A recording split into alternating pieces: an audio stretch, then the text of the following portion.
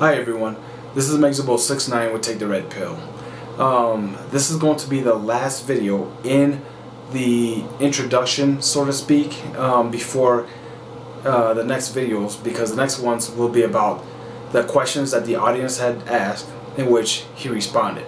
So anyway, let's get right to it and see what else he has to say. I'm not in the position to apologize for God. Jason has a lot of emotional things to say about hellfire and things like that. I'm just going to give you facts one more time. Oh, don't worry about it. Nobody's asking you to apologize for the atrocities that God committed himself. However, if you said that one more time you're going to provide facts, well, you haven't done so far, because all we've heard so far are fallacies, generalizations, and things of that nature. So if you say you're going to provide facts this time, I would like to see it. It ought to be interesting. Jason's taller than me. One more point on evolution. 95% of fossils we have, 95% are aquatic invertebrates. Those are spineless sea creatures. 95% of fossils. A remaining 4% are plants and algae. Those are the remaining 4% of the fossils. Then we have 1% left. The larger part of that 1% is invertebrate insects, right? Spineless insects. The smallest part of the 1% are animals, land animals. They're very, very rare to find. And the smallest fraction of that fraction of the 1% belongs to primate hominids. These fossils are so rare that most evolutionary biologists have never even seen one. That's the last thing I'm going to say about evolution. Well, I can't say I'm utterly disappointed that that's the last thing he's going to say about evolution. After all, he's only been using the authority from assertion, assertion from authority, the whole time, and never actually provided facts on anything. So hopefully he's going to move on to something a little bit more interesting, and something maybe with facts. We shall see. We obviously disagree on this point. Thank you for attending the debate tonight. I'm closing. I'd like to submit that though I've spoken to my fair share of atheists, I've met very few who are honest with themselves. They often say things like, "I'm a good person," knowing full well that they have no objective reference for goodness, or even how to define the word evil. They ascribe no objective purpose to the life of a child, but when a child is molested, they want the abuser thrown in jail. Okay, so he said he's met his fair share of atheists. Well, how do you quantify that? 1, 2, 3? I'm not sure if it's all that many. But he said he's met few that are really honest with themselves. Let's talk about being honest with oneself.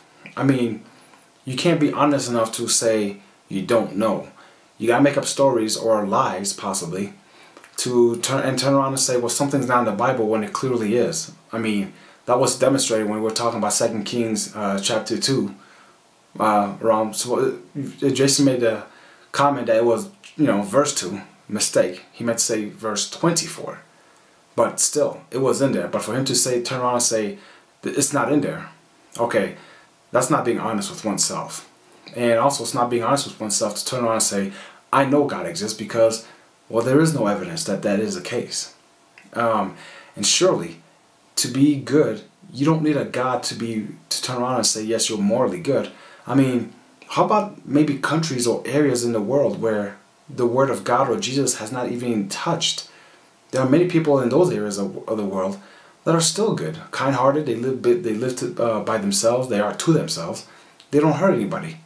Are you going to turn around and say that those people are bad? Come on. And about wanting a child abuser thrown in jail, I think the average person who is morally good would probably want the same thing as well.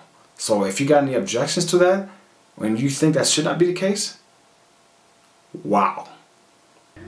One of the most intellectual atheists in the history of philosophy was also, in my opinion, the most honest. His name was Friedrich Nietzsche.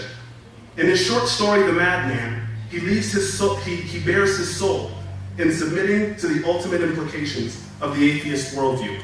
The madman, quote, "Have you not heard of the madman who lit a lantern in the bright morning hours, ran to the marketplace and cried incessantly, 'I seek God, I seek God.'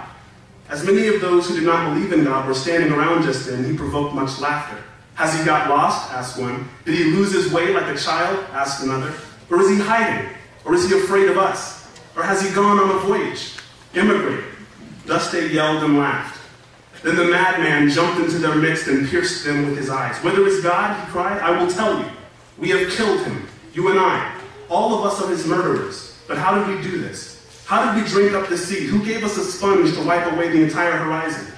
What were we doing when we unchained this earth from its sun? Whither is it moving now? Whither are we moving? Away from all suns? Are we not plunging continually? Backward, sideward, forward, in all directions? Is there any up or down? Are we not straying as though an infinite nothing? Do we not feel the breath of empty space? Has it not suddenly become colder? Is not night continually closing in on us? Do we not need to light lanterns in the morning hours? Do we hear nothing yet as the noise of the grave diggers who are burying God? Do we smell nothing yet of the divine decomposition? God's too decomposed. God is dead. God remains dead, and we have killed him. How shall we comfort ourselves, the murderers of all murderers, who was holiest and mightiest of all of us, that the world has yet owned, has bled to death under our knives? End quote.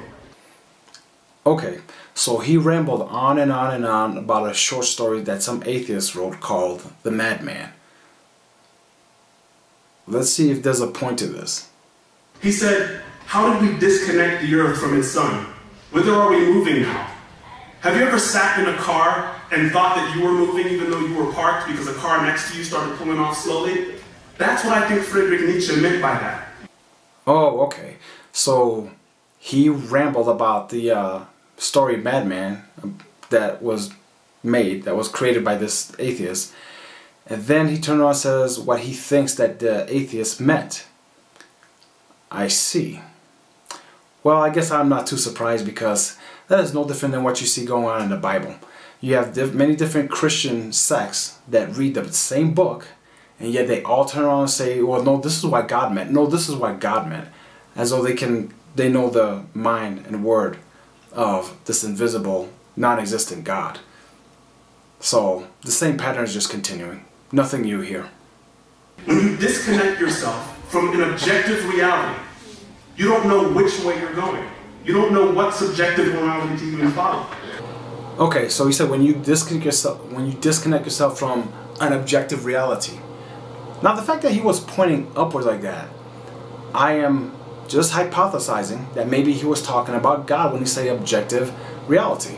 However, he has yet to prove that God is a reality in the first place. So objective? Not really. When you point at a child molester and say that's wrong, you're acting as if your opinion is connected to a higher objective truth. Wow, you know, I've heard of people reaching for the stars, but this is getting ridiculous. So he states that because you said child molester is wrong, that you're making your opinion connected to a higher objective truth? No. If you're saying a child molester is wrong for doing what they did, that's because it is wrong. You don't need a God to tell you that that's right or that's wrong.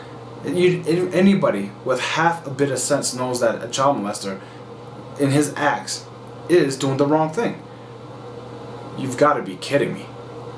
All I'm saying is that objective truth is there for you to take. It's there. Just take it.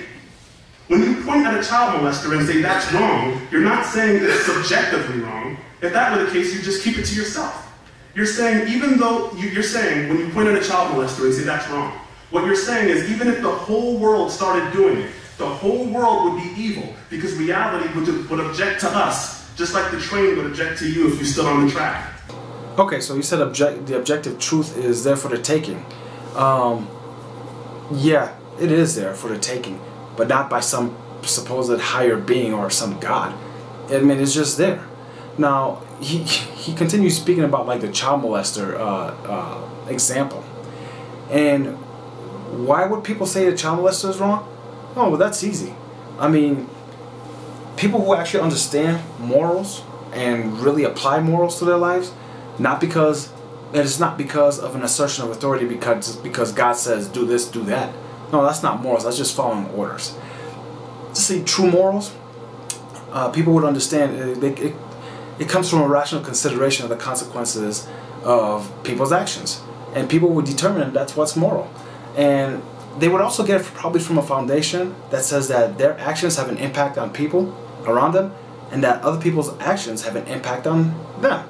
So if they're going to live cooperatively together, they need to recognize and understand the consequences of that impact. And you know, as a result, they don't have a right to impose their authority over other people, because that is assertion of authority. So as a result, they end up getting their morals from an understanding of reality.